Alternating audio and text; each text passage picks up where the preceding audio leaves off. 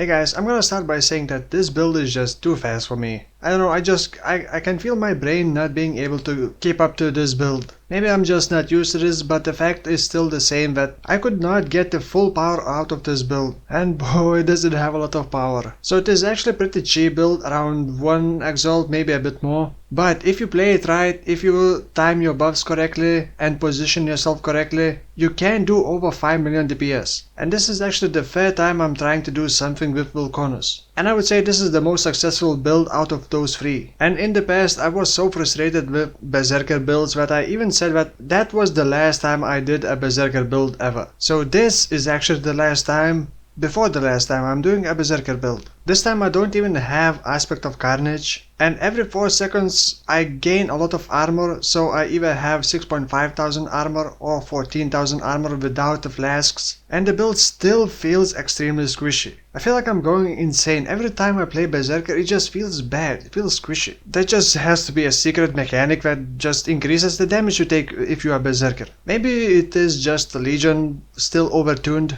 I feel like I have more complaints about this build than there are benefits, but it does feel pretty satisfying to be this fast, shoot a lot of projectiles, and then be blinded by them and be unable to see enemy projectiles coming towards you. Like, I'm not even kidding. There are so many Spectral Throw projectiles that I can't really see anything what's going on the screen. I can see the enemy life bars, but I can't really see what those enemies are doing. And then the Berserker itself, the speed demon, and I wanted it to be as fast as possible. So I went with the Blitz node and the triple Rage node. And while it does make you feel like you gain a lot of power, but once you lose those Rage stacks, once you lose Blitz, you realize how annoying it is to gain those back. And I try to kind of fix this drawback by using Gluttony Belt and using movement abilities to keep my rage stacks up, because if you take the damage, your rage stops degenning, and you want this during annoying phases like Shaper. So I try to belt swap Whirling Blade around while losing life of course and degenning, and then swap the belt back and then fight the Shaper. And I can't remember the last time I had so many issues with the Shaper fight.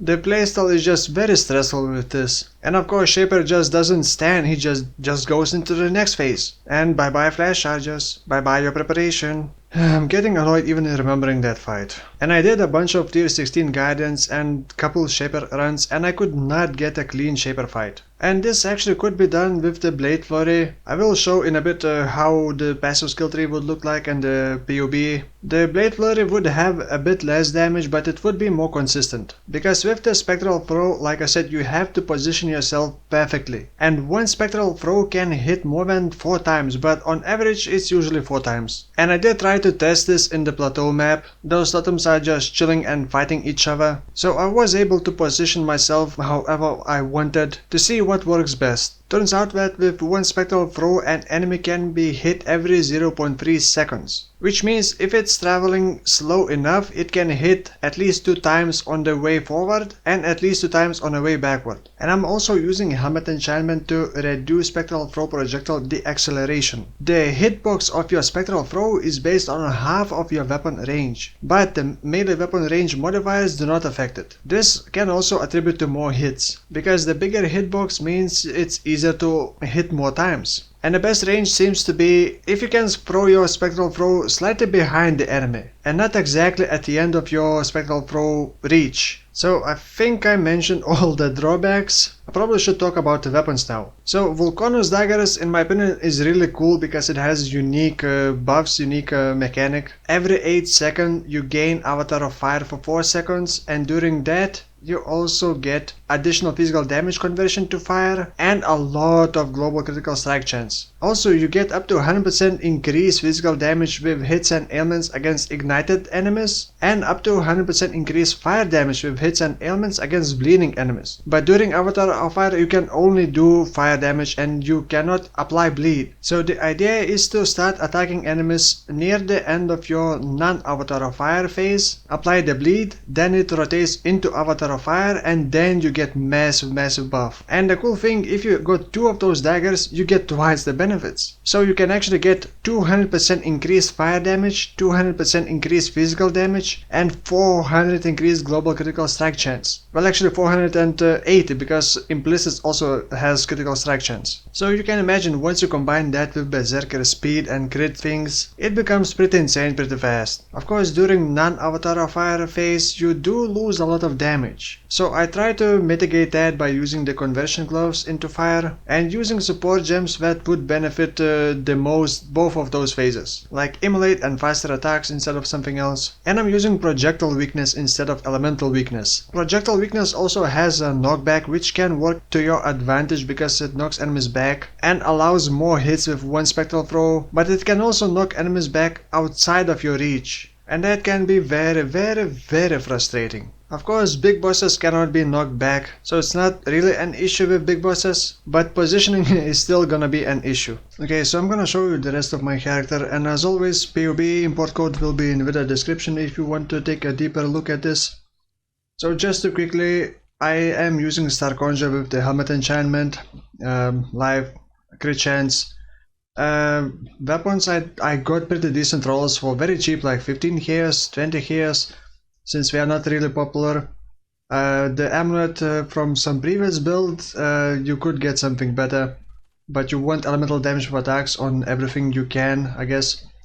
One of the ring, Mark of the Elder, another one can also be better, but I didn't have the exact resistances that I needed, so you just want a shaped ring with elemental damage for attack skills, and you also kind of want to get the total mana cost of skills craft. The mana could be an issue.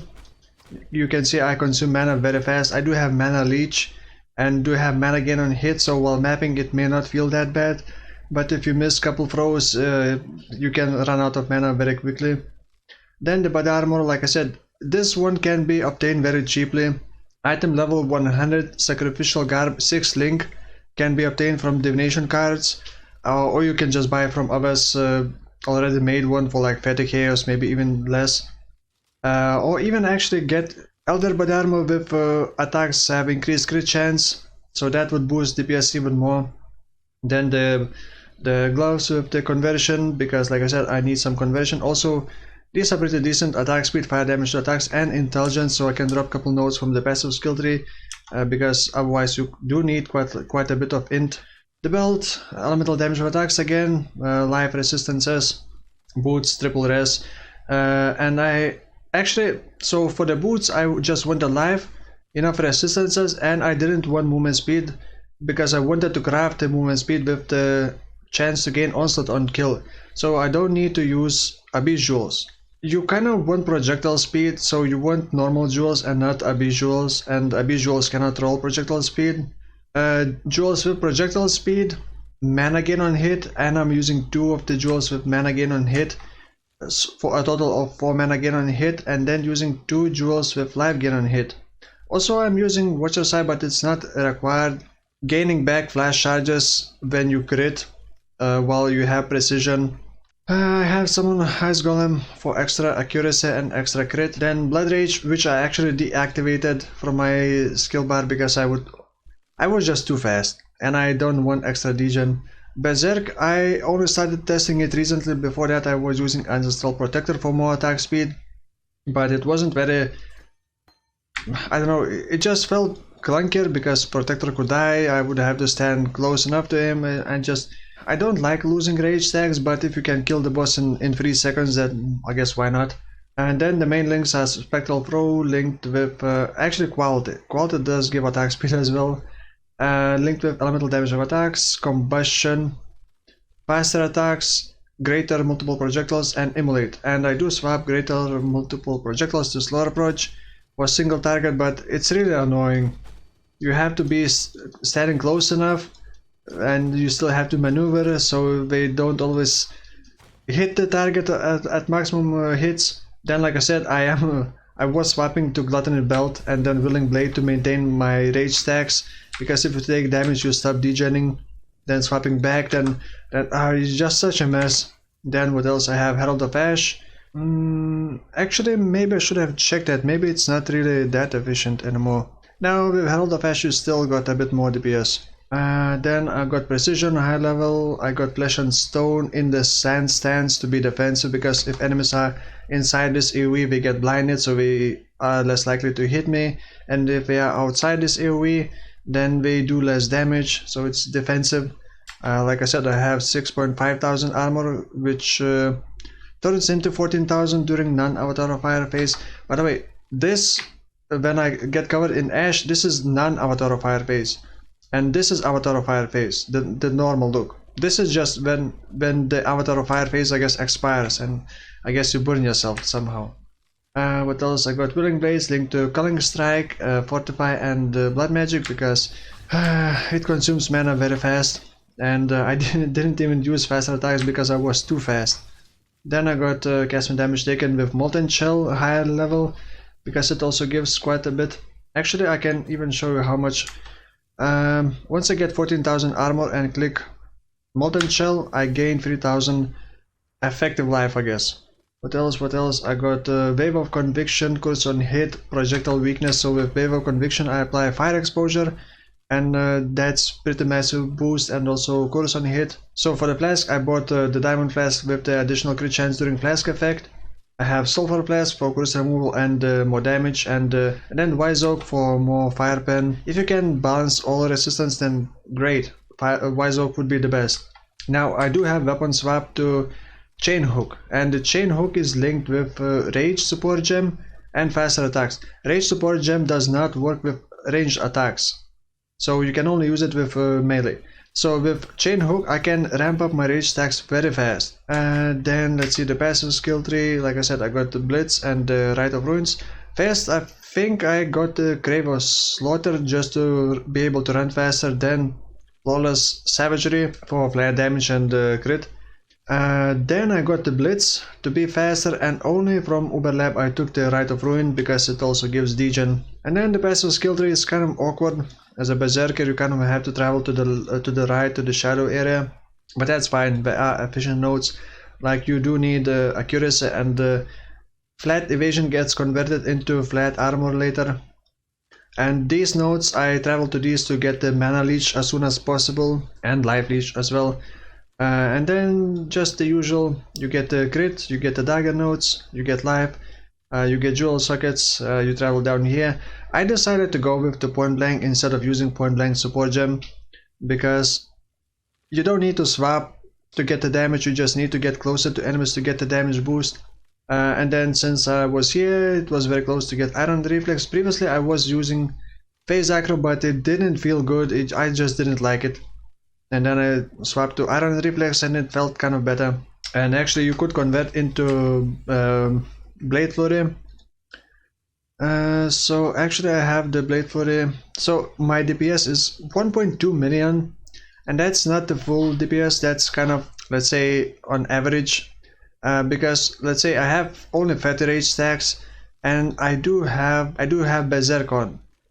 So once you activate Berserk, you start, let's say, with 50 rage stacks. Your damage is obviously gonna be higher, but you're gonna be losing rage stacks pretty fast with Spectral Throw, and it hits like 4 times if you position yourself correctly. So that's close to 5 million DPS, but you can switch to Blade Flurry. The passive skill tree would be similar. It wouldn't be the best thing, but if you want Blade Flurry, of course you would not use it for the clear speed because you would have no AoE, but with Blade Flurry it would be pretty consistent damage.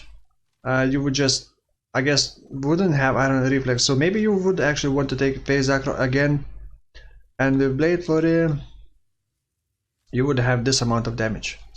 No wait, at release, at 6 stages, that's less than 3 million. So you can mess around with this, it just kind of to show that Vulconus is actually not shit, it's just kind of annoying to build around. And I think that's kind of it. Yeah, I think that's gonna be it. I think I mentioned all the important parts. If you got any questions, feel free to ask them in the comments below. And the next build I haven't decided, but Crit Spectre Zombie build I think is not gonna happen. I tried to play it with it and it just feels bad. It just feels so much worse than just normal zombies, I guess. So I'll see what I'll see what I'm gonna do next. But for now, thank you for watching, and I'll see you soon. Bye.